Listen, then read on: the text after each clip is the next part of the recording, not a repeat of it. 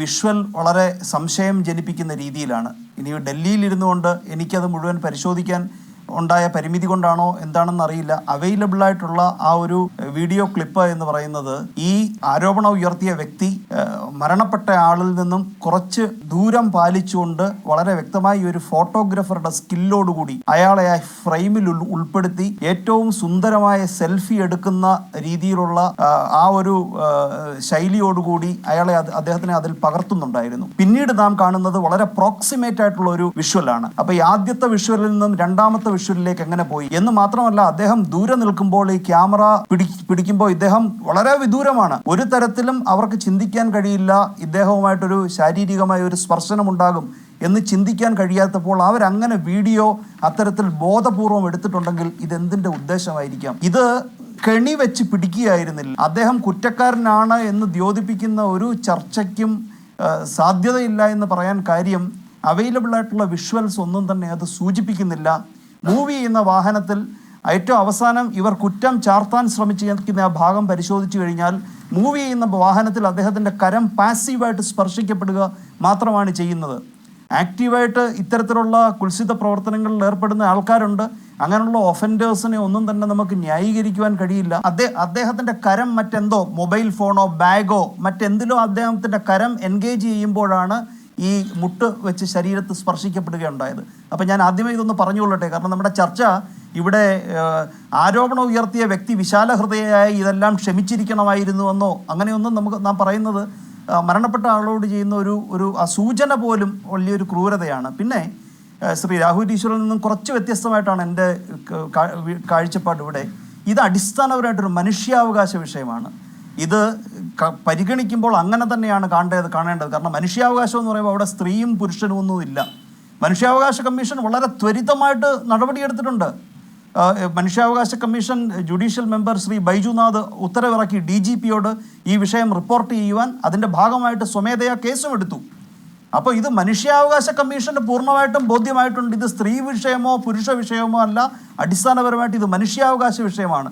മനുഷ്യാവകാശ കമ്മീഷനെ പോലെ ഇൻ്റർനാഷണലി റെക്കഗ്നൈസ്ഡ് ആയിട്ടുള്ള നമ്മുടെ ദേശീയ സ്റ്റാറ്റ്യൂട്ടറി ബോഡിയും സ്റ്റേറ്റ് സ്റ്റാറ്റ്യൂട്ടറി ബോഡിയും വിജിലൻ്റ് ആയിട്ടിരിക്കുകയാണെന്നുണ്ടെങ്കിൽ ഇത്തരത്തിലുള്ള കാര്യങ്ങൾ കൂടുതൽ ആവർത്തിക്കുകയില്ല.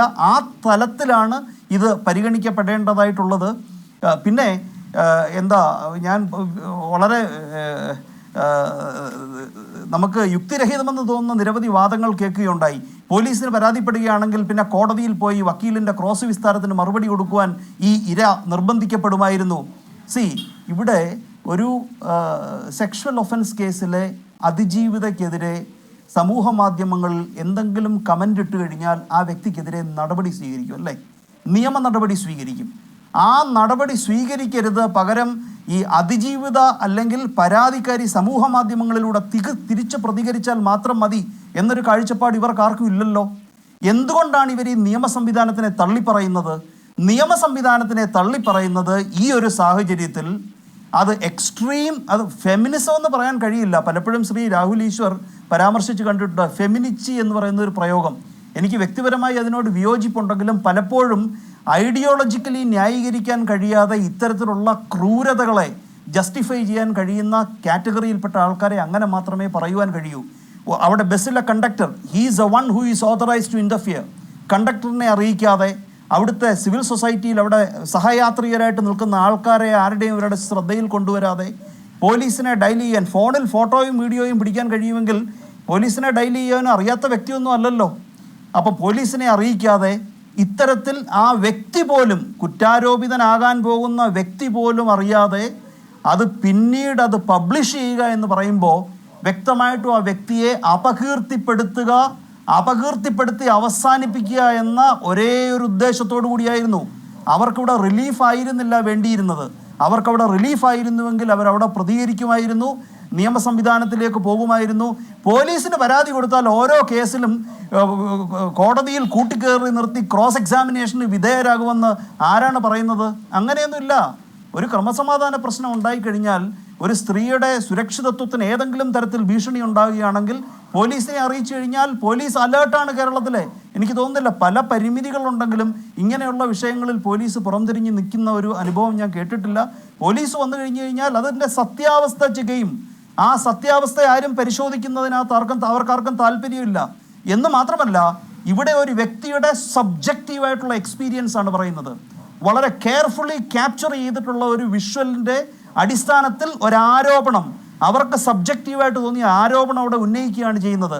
അത് കണ്ടു കഴിഞ്ഞു കഴിഞ്ഞാൽ, ആ വിഷ്വൽ കണ്ടു കഴിഞ്ഞു കഴിഞ്ഞാൽ ബോധപൂർവം ആ വ്യക്തി എന്തെങ്കിലും ഒരു അസേർട്ടീവായിട്ടുള്ള അല്ലെങ്കിൽ ഒരു പോസിറ്റീവായിട്ടുള്ള ഒരു ആക്ടിലൂടെ ഒരു ബുദ്ധിമുട്ട് ആർക്കും ഉണ്ടാക്കുന്നതായിട്ട് ഒരു തരത്തിലും കാണാൻ കഴിയുന്നില്ല. ഒരു യൂട്യൂബറുടെ എല്ലാ ചാരുതയും സ്കില്ലും പ്രകടിപ്പിച്ചുകൊണ്ട് തന്നെയാണ് തുടക്കം മുതലേ ആ വിഷ്വൽ പരിശോധിച്ച് കഴിഞ്ഞു കഴിഞ്ഞാൽ ആ വ്യക്തി ആ വീഡിയോ പിടിക്കുന്നത്. ഇതൊരു ഹണി ട്രാപ്പ് അല്ല, ഇത് കെണി വെച്ച് പിടിക്കുകയായിരുന്നു. അല്ല, ഈ കാർപ്പി ഡീം എന്ന് പറയുന്ന ഒരു ഫ്രൈസ് ഉണ്ട്, അതായത് ക്യാച്ച് ദ ഓപ്പർച്യൂണിറ്റി. ആ ഒരൊറ്റ നിമിഷമായിരുന്നു അവർക്ക് വേണ്ടിയിരുന്നത്. ആ നിമിഷം അവർ ക്യാപ്ചർ ചെയ്തു. അതും കൈയുടെ പുറകുഭാഗം കൊണ്ട് ശരീരത്തെ സ്പർശിക്കുന്ന ആ ഒരു നിമിഷം. ഷീ സീസ് ദി ഓപ്പർച്യൂണിറ്റി എന്നല്ലാതെ നമുക്കൊന്നും പറയുവാൻ കഴിയില്ല. പൊതുഗതാഗത സംവിധാനങ്ങളിൽ മറ്റുള്ളവരുടെ സ്വകാര്യതയെ മാനിക്കാതെ ഇങ്ങനെ വീഡിയോ എടുക്കുന്നത് നിർത്തുവാൻ വേണ്ടി ബസ്സുകളിലും മെട്രോയിലും മറ്റ് പൊതുഗതാഗത സംവിധാനങ്ങളിലും എല്ലാം ഇത് എഴുതി വെക്കേണ്ടതായിട്ടുള്ള കാലം അതിക്രമിച്ചിരിക്കുന്നു. എവിടെയും ബാക്കിയുള്ളവരുടെ സ്വകാര്യതയെ ലംഘിച്ചുകൊണ്ട് തൻ്റെ സൗകര്യമാണെന്നുള്ള രീതിയിൽ പബ്ലിക്കിൽ ഡിസ്ക്ലോസ് ചെയ്യപ്പെടാൻ ആഗ്രഹിക്കാത്ത ആൾക്കാർ പലരും ഈ ഗതാഗത സംവിധാനങ്ങളിൽ യാത്ര ചെയ്യുന്നുണ്ടാവും. അവരൊന്നും ഈ നാടകത്തിൻ്റെ ഭാഗമാകാൻ ആഗ്രഹിക്കുന്നുണ്ടാവില്ല. ഒരു ഒഫൻസ് നടക്കുകയാണെങ്കിൽ സ്പെസിഫിക് ആയിട്ട് ഫോർ എവിഡൻഷ്യറി പർപ്പസ് അത് ക്യാപ്ചർ ചെയ്യുന്നതെന്ന് പറഞ്ഞാൽ ഡിഫറെൻ്റ് ആണ്. ഇതെന്ന് പറഞ്ഞു കഴിഞ്ഞാൽ ഒരു യൂട്യൂബറുടെ എല്ലാ സ്കില്ലും കാണിച്ചുകൊണ്ടാണ് ആ വീഡിയോയുടെ ഷൂട്ട് ചെയ്യപ്പെടുന്നത്. പരസ്പരം മനുഷ്യരോടുള്ള ഒരു ബഹുമാനം നിലനിർത്തിക്കൊണ്ട് പ്രകടിപ്പിക്കേണ്ടതായിട്ടുള്ള ഒരു പ്രതികരണമായിരുന്നില്ല അവരവിടെ ചെയ്തത്.